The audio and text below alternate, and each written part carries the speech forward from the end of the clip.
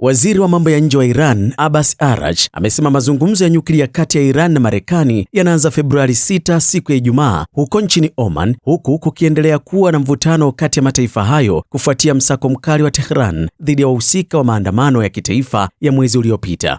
Hii ni TriGen Media. Mimi ni Samuel Viknes Andrew. Tangazo hilo la siku ya Jumatano la waziri wa mambo ya nje wa Iran, Abbas Araghchi, limekuja baada ya majadiliano ya saa kadhaa kuhusiana na mabadiliko katika muundo wa maudhui ya mazungumzo hayo.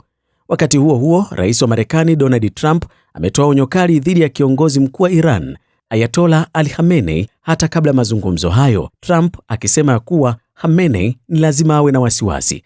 Uturuki imekuwa ikifanya jitihada kubwa nyuma ya pazia kuandaa mazungumzo huku Istanbul na nchi za kikanda zikishiriki na mijadala inayolenga masuala ya mpango wa makombora ya balistiki wa Iran na mambo mengine.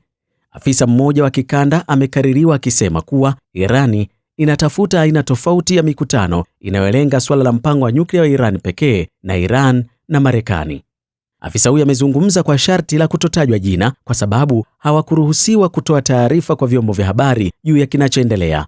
Mfululizo kama huo wa mazungumzo ulikuwa umeandaliwa mwaka jana na Oman, lakini alivunjika mwezi Juni mwaka jana pale Israel ilipoanzisha vita ya siku 12 dhidi ya Iran ambavyo vilijumuisha pia Marekani kushambulia maeneo ya nyuklia ya Iran. Afisa wa ikulu ya White House ambaye alizungumza kwa sharti la kutotajwa jina kwani hawakuruhusiwa kujadili mazungumzo hayo hadharani, alithibitisha kuwa mazungumzo hayo yangefanyika Oman.